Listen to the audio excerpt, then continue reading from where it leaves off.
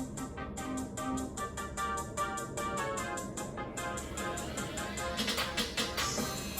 sports fans, to the Shoot Your Thought podcast with your hosts, Josh Sanger and Neil Riversod. Hello and welcome to the show. I'm trying out a different intro today.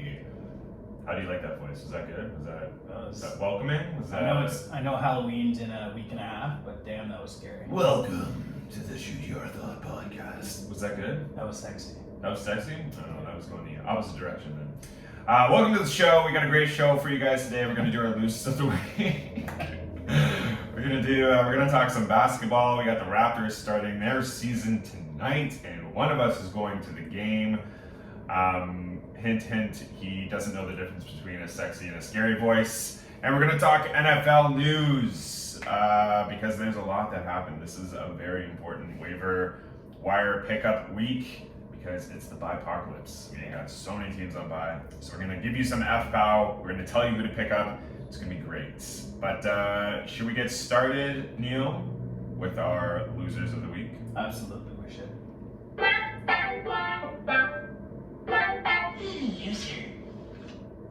Do you want to start? Do you want me to start? Should I start? Take it away, Josh. All right, I'm gonna start. Loser of the week this week. Okay, so I don't know if you saw, I don't know if our listeners saw or heard rather, the soundbite from Joel Embiid talking about his teammate for the time being, Ben Simmons. Ben Simmons is at practice. Ben Simmons is there. He's ready to compete. He's apparently physically able to compete right now, but he got kicked out of practice the other day, and he's suspended now for game one. At the decision of Doc Rivers, the coach. And Joel Embiid, when asked about it in an interview after this practice that he was kicked out for, Embiid responded, "At this point, I don't care about that man." So my loser of the week is Joel Embiid, because you don't say that about a teammate. Ben Simmons is, like I said, he's at practice, he's there, he's ready to compete. You need to work on that relationship. You need to, and we were talking about it before, Ben Simmons has always had Embiid's back. Embiid has not always been a crowd favorite in Philly. And so for Embiid to come out and say, at this point, I don't care about that man. Yeah, I get it. He's created some turmoil this offseason by, not responding to messages from teammates, not responding to coaches' messages, not wanting to come in and, talk to anyone or practice with them or do any preseason anything really, but you need to be professional about it. You need to be professional. You can't just come out in the media and say, at this point, I don't care about that man. 100%. Yeah. Don't fucking throw your teammate under the bus. My loser of the week is Ben Simmons.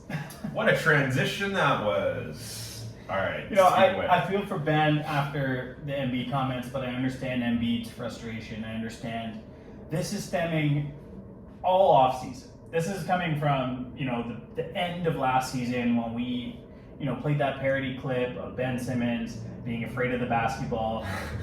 This is, it's all come, how many times has Ben Simmons been a loser of the week? He's definitely the lead. The reigning, defending. Yeah, undefeated probably. Ric Flair, 16-time world champion in WWE, WWF history. Ben Simmons, probably like a 5-time loser of the week champion right now. So, yeah. My loser of the week is Ben Simmons.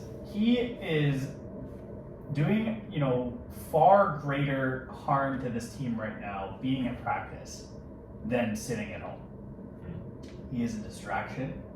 He is taking away from the hard work that these players have put in over the preseason, over the offseason. 76ers have fined him $1.4 million and suspended him for the first game. But the $1.4 million. I thought my $75 parking ticket was allowed. $1.5 million. $1.4 million. That's from his absence for the 4 preseason games. So he's getting fined $360,000 for each missed game. He hasn't earned any money since he returned on October 11th. What I don't understand is how he can return to practice and act the way he's acting. He was eating a bag of Doritos so loudly, crunching so loudly, getting crumbs on the court, while everyone else on the team runs drills. I mean, Doritos are fucking good. It's like the blatant disrespect. And I also don't understand how. That's some Doritos marketing right there. Yeah, he was eating Doritos. I guess he's working for Doritos now. Yeah. He's got to make money somehow. But Ben Simmons also forgave Kendall Jenner 6 times for cheating. Let that sink in for 6 times? Forgave her 6 times. Is that for true? cheating. It's true. 6 times. He cannot come to forgive the Sixers. He can't speak to Doc Rivers or Joel Embiid. Have this make some sense. How is it cool for someone to want to trade this badly and be this disrespectful to the team that he's asking to trade him? Why is he being this disrespectful to the staff, to the security, to the teammates, to the coaches? I make it make sense to me, because it doesn't make any sense. So what happens with Ben Simmons going forward? What do you do with him? That is the biggest question of this offseason and going into the season is, what do you do with Ben Simmons? Do you trade him? You know how low his value is right now? Knowing that what he's doing right now? Remember all the stuff with Anthony Davis, not showing up to Pelicans practices, not wanting to be on a team, openly asking for a trade. And his value didn't go down, but no team wanted that sort of toxicity. Except the Lakers. It's an absolute joke, if you ask me. It's only going to get uglier, in my opinion. Yeah. It's only going to get uglier. Imagine if he plays in an actual season game for Philly. The reception that man is going to get? Mm-hmm. When they announce him onto the court? Oh my god. I honestly... He's going to get ripped apart. I honestly had every, understand. I truly believed, part of me still does believe, I truly believe that the Philadelphia 76ers were going to be able to figure this out, seeing that Ben Simmons returned to practice, seeing that he was actually taking part in drills, until Joel Embiid opened his mouth and said what he said. I've never heard anything like that before. In my entire life, I've never heard... To say that about a current teammate, yes. To have that being said about a teammate. Yeah. And what I don't understand is, my loser of the week is Ben Simmons, but Ben Simmons has had Joel Embiid's back. Yeah, like we talked about, he has had his back throughout his career. And for Joel Embiid to just go out... He's been supportive over the years. I understand things have happened over the last few months here with the 76ers, but for this relationship to take a huge 360 spin like this, I just don't understand. I mean, it came from last year's playoffs, right? Where the abhorrent performance by Ben Simmons, not being able to shoot the ball, shooting rocks, shooting bricks when he does, scoring 4 points in a playoff game, an elimination game, and then the fans obviously Ben Simmons is obviously on social media, and he sees. I think he ended up deleting some social media in this house, if I do remember correctly. But the fans just destroyed him, went after him. They were burning his jerseys. The man was still on the team, and they were burning his jerseys. So, that obviously, Ben Simmons was obviously paying attention to that, and that obviously left a sour taste in his mouth. And so, I don't know. I don't know what's going on in the mind. I don't think anyone knows what's going on in the mind of Ben Simmons. But I honestly don't know where you go from here with that player. Obviously, the trades didn't work. $35.5 million a year for the next 5 years. Ben Simmons' contract. That's gross. I'm gonna put that figure out there. That's 35 gross. For the next 5 years? For the next 5. I don't know. So he's going to play this year. Somewhere. Because he's not going to give up 35. That's the reason he's back at practice. He's not going to sit out on. Who in their right mind is going to sit out on $35.5 million? Oh, I know who. His name's Kyrie Irving. That transition. Wow, you deserve a medal for that one. Wow. So we're ready to talk about Kyrie Irving, eh? You want to talk Kyrie Irving? Let's talk Kyrie. Oh man. Talk about the biggest mystery of this offseason. Mr. Yeah, okay. I will say there's a big part of me that respects Kyrie Irving. Not for this, but for what he's done for social injustices in the country, the steps that he's taken, the causes, the activism of Kyrie Irving is unquestionable. You can't deny it, and I commend him for that. But when it comes to getting your vaccine, it's a different story. Kyrie Irving has refused to get his vaccine, even though there's the NBA mandate that if you don't have your vaccine, you're not going to play. He's refused to get his vaccine, and he's not playing. He's not with the team. He's not, as far as I know, he's not in contact with Steve Nash. Every time Steve Nash steps in front of a mic, he lets the world know that he knows as much as the reporters do. So, I don't know. Do we see Kyrie Irving play this season? I think that's just the overarching question. It's just like, is that a reality? Yeah, I mean, everyone is just, this is controversy at its finest here. I'm reading posts all across the internet, all across Twitter. Howard Stern, legendary radio host, Howard Stern ripped him, saying he's a complete douchebag, saying that he's the top idiot in the country.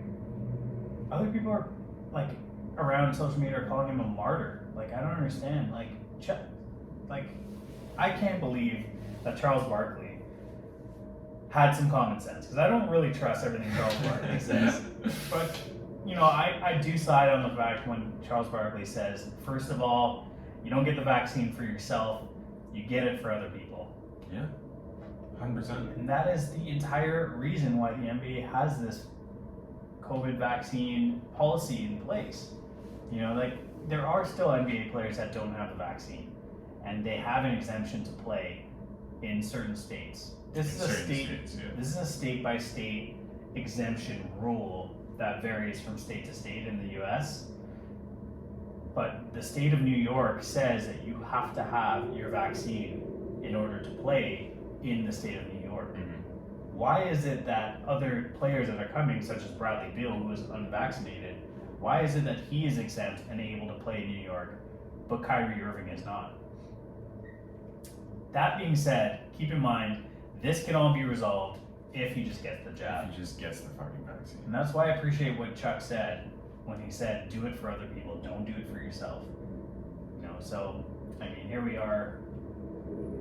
That was the LeBron quote too. When he talked about getting the vaccine, he talked about he was skeptical at first, which that's fair. It's fair to say that. When it's first coming out and everyone's getting it so suddenly, people are getting sick from it. Mm-hmm. That's fine if you want to be skeptical. But then he said he did his research and he came to the conclusion that it's best for his family. In order to keep his family safe, he needed to get that vaccine. Yeah. Which ties into what Charles Barkley was saying. In order you get it for to your teammates, you get it for your family. Yeah. Just don't be a selfish prick. That's all it is. Yeah. Get the vaccine. So, I don't know. And now we're getting reports that the Nets are planning to be without Kyrie for the season. Well, the Nets said if you can't practice in full, if you can't practice with the team in full, we don't want you on the team. And good for them. Yeah. Because they're making a stand, fuck, if I was the GM or ownership of the Nets, I would have done the same thing.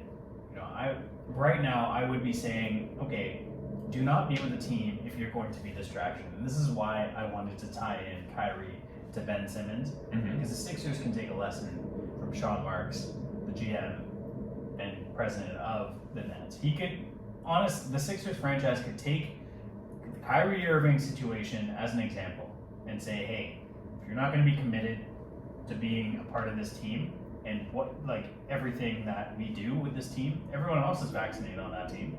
It's just Kyrie. Yep. And we don't want you to be at practice until you can get there. So how frustrating must this be for a Kevin Durant, for a James Harden, knowing that, you know, this is the season. You're all fully healthy.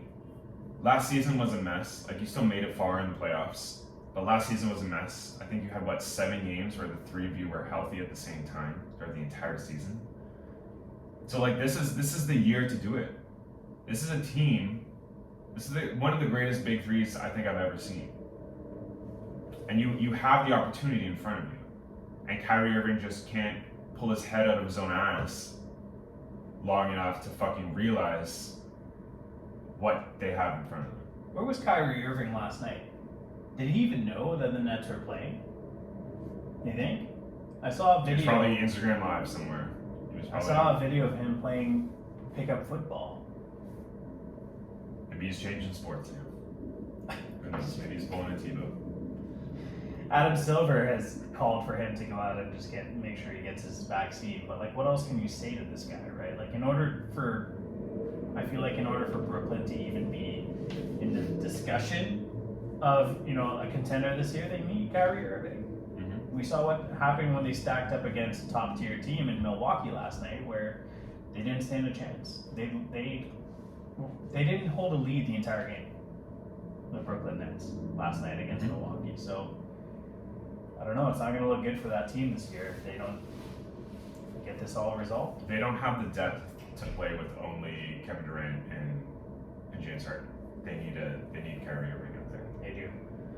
But I don't know. I honestly don't know what's going to happen with that. I don't see Kyrie Irving bending at this point. I don't see him coming out. And, you know, the Instagram lives that he's done, he's made that stance known that that's where his head is at, and that's where he seems just very firm on being a douchebag. Do you think that Kyrie Irving is a victim at all in all of this? No. Do you think he has... Victim? No. What makes him a victim? Kyrie Irving has come out and said that, hey, this is my body, I get to choose what I want. Shut the fuck up. Kind of playing the victim card in all of this, you know, people can say what they want, people can tell him what they want. Do you have any remorse or sympathy for Kyrie Irving? No. God, no. Kyrie Irving could walk into a fucking Walmart and not be vaccinated and get someone else sick. He could be asymptomatic. He could get someone else sick. Come too close to them, whatever. Put his germs on something, someone else touches that, they become sick, they go home, infect their family, infect an elder, that person dies. Yeah. Get your fucking vaccine, Kyrie Irving. Stop being a fucking asshole. I could really get into that. I could really get into the way I feel about these fucking protesters that walk down the streets of Toronto talking about my body, my choice. Shut the hell up. Do this for everyone else. Listen to Charles Barkley. How often have we said that on this podcast? Listen to Chuck. Listen to Chuck. Listen to Charles Barkley. And get your fucking vaccine. That's it. Have you seen that clip of, I'm going off topic here, but have you seen that clip of, I believe it was in California, where there was an anti-vax rally, and they're walking down the street and they're saying, do you see any homeless people in the streets with COVID or dying of COVID? No. Why is that? And then a homeless person responded, because we're vaccinated, you dumb fuck. It's pretty funny. That's pretty funny, actually. But be like that homeless person, guys. Don't be like the protesters with the megaphone or Kyrie Irving. Just get your vaccine. Just don't be an asshole. But yeah, getting back to Kyrie Irving, getting back to the NBA. Do you honestly see Kyrie Irving sitting out this entire season? I do. You know, unless the laws in the state of New York change, Which they won't. They won't. They probably won't. He's not going to now go out and get vaccinated. It's not something I can foresee happening. I don't know. I actually own him on one of my fantasy teams. You do. So I'm gonna try and ride this out for as long as I can, but we'll see. We'll see what happens. He went in maybe the 8th round. What was it? 8th or 9th round? 11th. 11th round. Yeah. Shit. Second last round of a 12 team. Nobody wanted. I've been talking to other people in our league, and nobody wanted anything to do with Kyrie Irving. No. Neither did I, but you know the value's there if he does play. So if he does play, You might last a week on my fantasy squad. Anyway, should we move on to some more NBA news? Oh baby. Oh baby. We're talking about what I think we're talking about. We're talking about the LA Lakers. Okay, no, not yet. Okay, let's talk about the Lakers. Yeah. Yeah, let's talk about the Lakers. Russell Westbrook had a poor showing, to say the least, last night in his season debut with the LA Lakers. This morning, ESPN is, I don't know if you realize this, but ESPN is calling for the Lakers to bench Russell Westbrook. One game into the season, they're suggesting that they should bench him or have him come off the bench rather than start. I was seeing that. You can't put Russell Westbrook after naming him part of the big three in LA, after what you gave up to trade for Russell Westbrook. Why can't you? You're gonna bring Russell Westbrook off the bench? I think you should. Bring Rondo into the starting lineup and push Russ to the bench. No way. You make the big three Rondo, LeBron, and AD. You can't have two ball hogs in the same backcourt, like LeBron and Russ. Okay, so you're just gonna, like, every time LeBron steps off the court, you're gonna put on Westbrook? Yeah, they're gonna share some time on the court, no doubt. But like you have Russ run that second unit, bring some energy to the second unit. I understand it. His stats are gonna fall off dramatically this year if he does end up in that second unit. But from what we saw in the first game, doesn't look good. No, it doesn't look good. But I think they're still figuring it out. Yeah, I can't imagine more than 82 games if you have like a 90% healthy LeBron James, if you have a healthy AD, and you have a healthy Russell Westbrook. Once he figures out how to play with the other the other big two on this team, I don't think there's any other team, at least in the West, that can compete and beat this team. Yeah, honestly. This isn't a knock on the Golden State Warriors, because Golden State came back, they stayed tight the entire game, came back and won that game last night. But this is the biggest three that we've ever seen put together. We've seen some big threes, and I think this might be the best big three we've ever seen. LeBron, AD, and Westbrook. Fuck Chris Bosh and D-Wade. This is the best big three I've ever seen. Yeah, fair. I mean, like, LeBron's still in prime LeBron. Like, I will argue that he is not left. Like, he's more injury prone now, maybe, but he's still prime LeBron. Like, he went off last night. Yeah. Like, mid-season form off. So, see if his body can handle the rigors of 82 games this season. He's definitely going to sit out some games for load management. He doesn't want to. He doesn't want to, no. But the team's going to want And to. if he has his way, he's not going to. He didn't sit out a lot last season. No, he's still going to be in the MVP chat this year, but we'll see. I mean, what happens. But did you see what Kyle Kuzma tweeted last night after the game?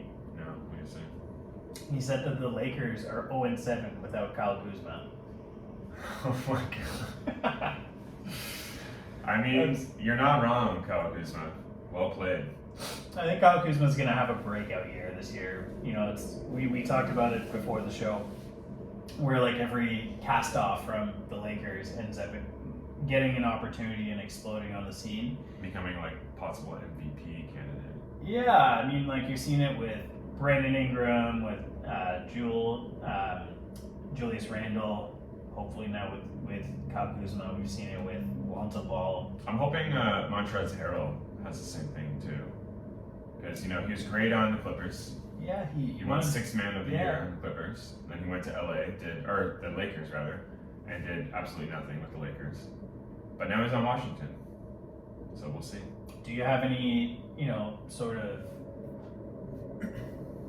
worry about the Lakers and Westbrook this year, or do you think that they're going to be okay? I think they're going to be okay. I very much think that this is the team to beat in the West. Still championship favorites? Yes. Okay. Yes, I agree. All right. Let's move on to the Raptors. Speaking of, I'm going to try a transition here. Speaking of Montrezl Harrell, I'm seeing him play tonight against the Toronto Raptors. Now I can say, oh baby, the Raptors season opener, home opener is tonight. Got some breaking news for the Raptors tonight as well. They got Chris Boucher is going to play tonight. He is back. Really? He is back Get out of here. Chris Boucher. from a dislocated finger. Oh, baby, I'm trying to contain my excitement. Chris Boucher, who was supposed to be out for like a few weeks, was he not? Yeah. He's said he's feeling good, no pain, no restrictions. He's going to play tonight in the opener. Chris Boucher. Chris! Oh, man. Put some fucking weight on, dog. Like, Who knows? Hustle up. Maybe he comes out just jacked as fuck. I honestly hope he has, because that guy is thinner than a twig. Okay, let me paint you a picture here. So I'm going to the game tonight. Toothpick Boucher. I'm moving on from that comment. I'm going to the game tonight. I don't know if I've said that already, but I'm going to the game tonight. Once again, I'm going to the game tonight. Just picture it in your mind. You're seeing the players warm up on the court pre-game. They go off into the dressing room. You get the dance crew out there. Dance crew leaves, and then the lights go down because the fucking game is about to start. And you see that fucking promo that comes up on the screen about, the Raptors being away from home. We're back home. We're back where we belong. The flames shoot up from where they usually shoot up from on the backboard. And just like, I'm getting goosebumps just talking about it. Because like, how much did we talk about how excited we are for the Raptors to come back home? And how much energy they were missing last year throughout the entire season because they didn't have that home crowd. It's honestly like another player on the court in Toronto. Because that home crowd, I'm going to lose my voice tonight. Don't get me wrong. I'm losing my voice. Good thing we're not recording tomorrow. Yeah, seriously. That's one of the reasons I wanted to record today. Because my voice would not be here tomorrow. Will not be here tomorrow. I'm just so excited. And if you're not watching this game tonight, what are you doing? Besides Neil's going to be at work. But he's going to watch the game too because you're going to put the sound on as well. Yeah, I'm really excited for this. It's just, Do you have goosebumps? I have goosebumps. I do have goosebumps. They're coming home. They haven't played a home game in over a year and a half. Our boys are home. Since, you remember the bubble? That seems like ages I don't like ago. to talk about the bubble. Do you remember the bubble? I do. Do you remember OG's his walk-off. game-winning walk-off three-pointer against Boston with 1/10 of a second left? Do you remember that? I It was remember like Kyle ages Lowry ago. passing that over Taco Fall. You remember OG just sauntering out yeah, Yeah. I did that.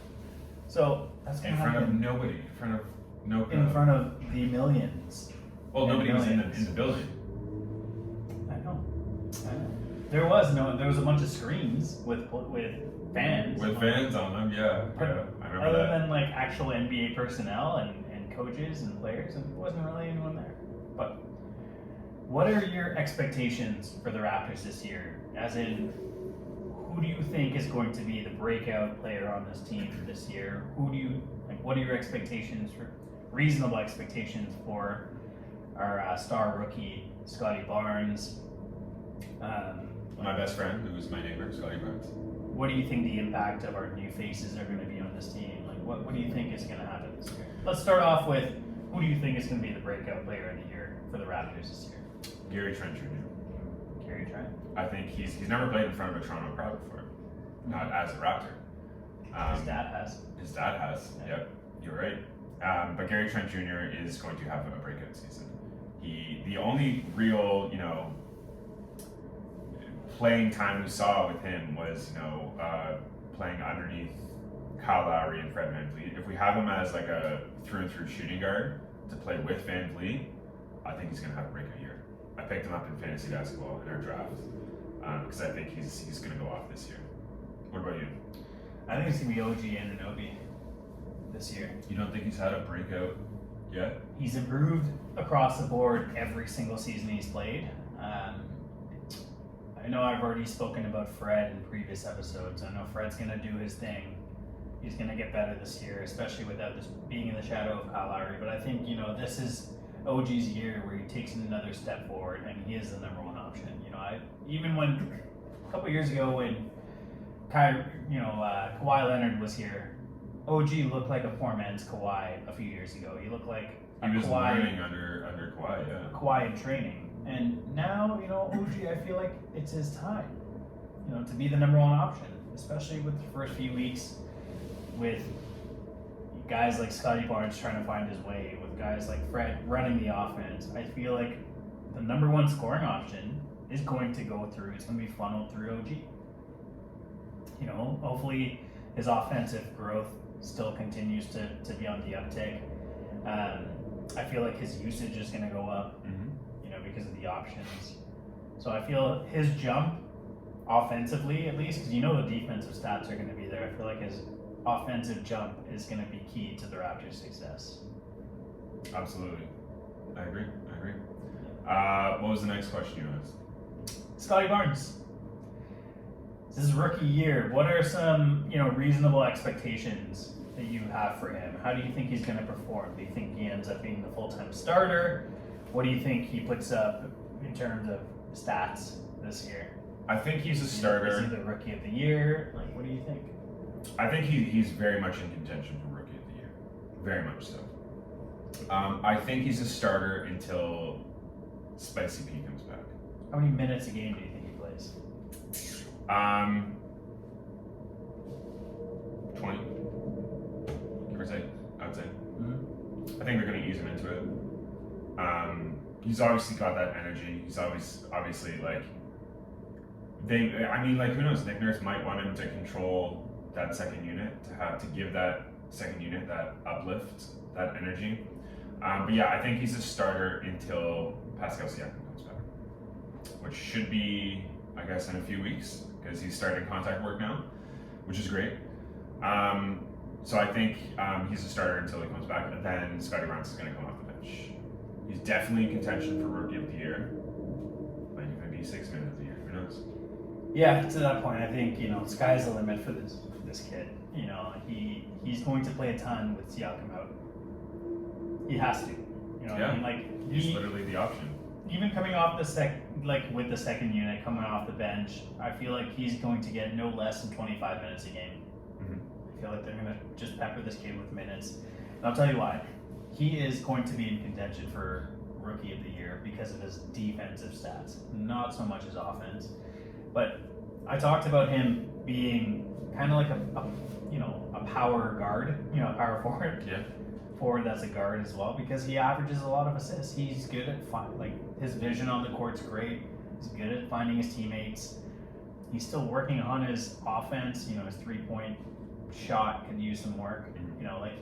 There's going to be some turbulence this year. He's a rookie, but what we're going to see on the defensive end is energy. What happens with energy? You get a lot of turnovers. You get a lot of steals, blocks. When you're flashy, Yeah. Scotty Barnes When is. you're long, you got length, you got hops. Scotty has both of those, so I think he's going to do well, as a role player this year. What do you think of Goran Dragic? I think he's going to play a role, in the second unit. Prefer not to have him on the team, but I prefer not to have him on the team either. I think he's going to be great, for a guy like Malachi Flynn. A great tutor for Malachi Flynn. Mm-hmm. And once Malachi gets all the information he needs from him, send his ass back in. Send him off. Yeah, send him to whoever wants him. Maybe mid-season. I think we keep Dragic until mid-season, and then we send him to the highest bidder. 100%. I'm excited for this team. Where do you think the Raptors finish? Well, we talked about this last week. I have not wavered. I think they finished top 6. Still top 6? It's after I watched the game tonight. If we were to talk about this tomorrow, I'd maybe say top 2, top 1. Now, I have my qualms, with Raps finishing top 6. I still think they finished top 6. However, I've had... You're skeptical? Skeptical, because the Raptors always endure injuries. They always endure injuries. And now... As does every team. Let me paint you a scenario here. Alright, paint away. If Bob Ross, paint away. If Fred VanVleet was to miss significant time this year, where do you think they'd finish? How significant? Let's say he's out for a month at least. Which would be 20 games. 15 to 20 games. Did you not see, though, how Malachi Flynn stepped up when he had to last season? What if Pascal Siakam is out for a more extended period of time? Scotty Barnes will step up even more. OG Anunoby. We have the depth. Like you're listing out these players, but the Raptors have depth Okay. at every position. So I get what you're saying, but I'm skeptical. The reason I'm saying I'm skeptical is because we've seen this we've seen this team, falter when injuries come, and injuries do hurt teams. Mhm. You know, they do. It's a part of the season. That's why your depth Part of has the to game, be. yeah. Has to be. You have to have some stellar depth, and I think Masai is going to be able to weather any sort of injuries that happen to this team. However, they're going to be hovering around that 7th, 6th seed, I think, for most of the year, injuries or not. So I think this is a playoff team, considering how bad some of the teams in the East, in the basement of the East is. Yeah, I'm excited and hopeful for this team to sneak into the playoffs and do some damage. I mean, like, when you talk about Masai stayed this offseason. Yeah. Why did he stay? He believes so much in this team. A lot of people are like, oh, Masai's leaving. This team's done. The Raptors are done. Masai's like, the Tumbo finger wave. I'm back because this is a team that's going to surprise a lot of people. If there's one thing that can be said, I think unanimously across the board about this Raptors team is that it's going to be fucking exciting. Oh my god, it's It's going going to be exciting. It's going to be fucking exciting. And one thing that they've navigated really well is, trying to battle the rebuild with still keeping their playoff aspirations alive, and like I think Masai's done a really good job of that and shipping out guys like Ibaka, Gasol, Kyle Lowry, losing guys like Kawhi and still staying competitive and relevant and even more exciting now than we probably saw last year. So let's get the season underway It's tonight. going to be fun. It's going to be fun. Let's move on to some football. Let's do it. What are some quick takeaways from this past week? Steelers won, the Giants lost. That's it. Did we keep move on? That's all we got. A lot of injuries again. The Giants didn't just lose. The Giants lost their entire team. They've got their running backs out. Almost all of their wide receivers except for Sterling Shepard are out. Their tight end is irrelevant regardless. Yeah. Their offensive tackle, their first round offensive tackle, Andrew Thomas is out. Blake Martinez is out for the season. Anyways, that first round pick is looking mighty fine right now. You're not kidding. You're gonna have to beat out Detroit for the worst team. Are they still Detroit's still winless? Yeah, They're got still winless. absolutely destroyed by Cincinnati this past week. Lots of injuries this week from week 6 games. Goodness, injuries. You have Alex Collins, Kareem Hunt,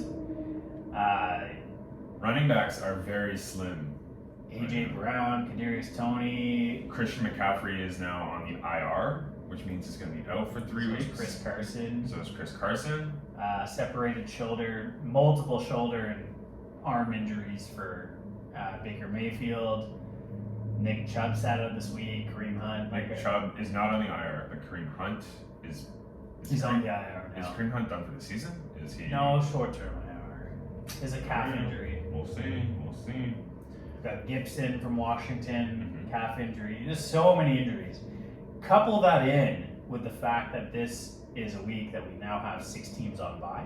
And 6 good teams. 6 teams with so much fantasy relevance that you could go from an undefeated season so far in fantasy to losing by a long shot. Yeah. Because you could have all of these stars on your team and then have to go searching on this waiver wire. That's why the waiver wire this week is so important. So important. Moving into week 7, we're going to talk about some pickups.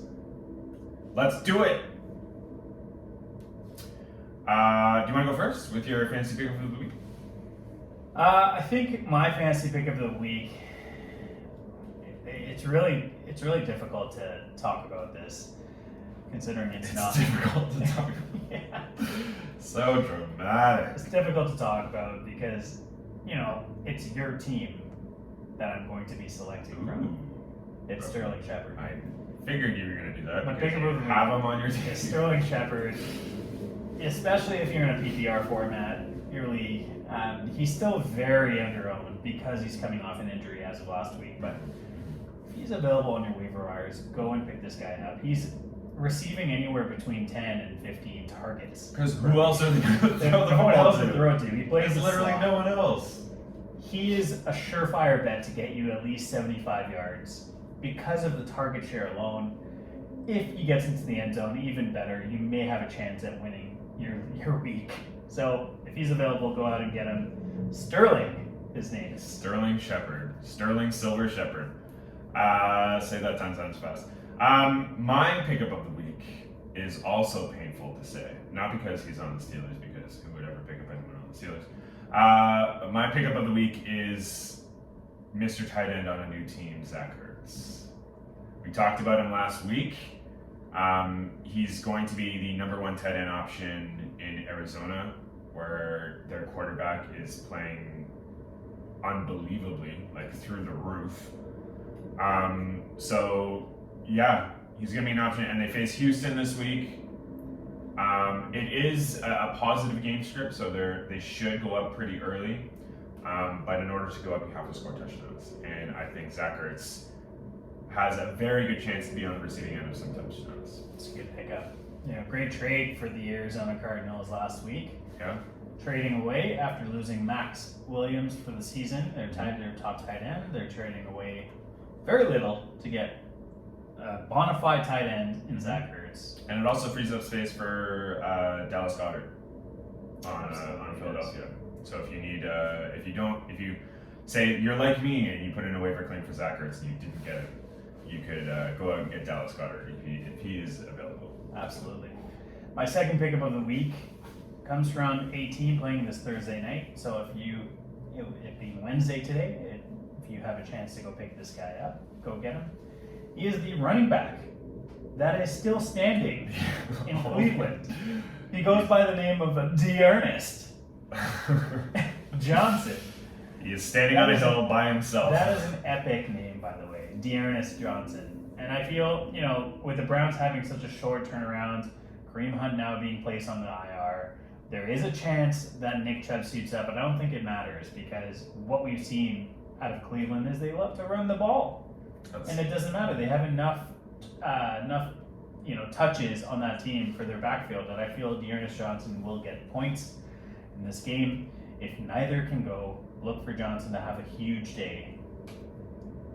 One can say he de-earned a spot on your team. De-earned. And another reason why just came out this morning is that Baker Mayfield is officially listed out for week 7. Case Keenum is starting. Case Keenum. For When was the the last time you Cleveland heard that Browns. name? Case Keenum starting for the Browns this Thursday. Wow. Go get Dearness Johnson. He's gonna fucking. They are not going to Yeah. throw the football. They are going to run every single play. Wow. They have a horrible offensive line too, so I don't know. Jeez. My second pickup of the week is I'm sticking with the defense. Wow. I am sticking with the defense. I've had this defense on my team since I think week 2.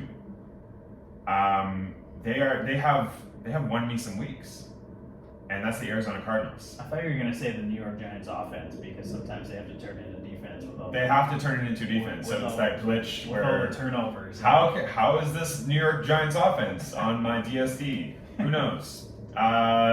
Good point. But no, it's the Arizona Cardinals, and they face the Houston Texans this week. Who Davis Mills? Davis Mills. Not instilling enough fear? I not really. That name in and of itself does not strike fear in the hearts of many. But no, it's the Arizona Cardinals. They have a very strong defensive core. They're always going to be giving you some sacks. They're always going to be recovering or getting some interceptions, recovering some fumbles. Arizona Cardinals, they're up against Houston this week. It's a good pickup. It's a good pickup. Awesome, I'm excited. Well, I hope these pickups help your team navigate through a very difficult week 7 with 6 teams, injuries, bye weeks. It is crunch time for you, especially if you're starting off 1-5, 2-4. I've graduated from the 1-5, but I'm still 2-4, so I can't really say much. All right, guys. Well, we'll have some more insight for you next week here on our show. Thanks for listening. Have a good one. 1-5.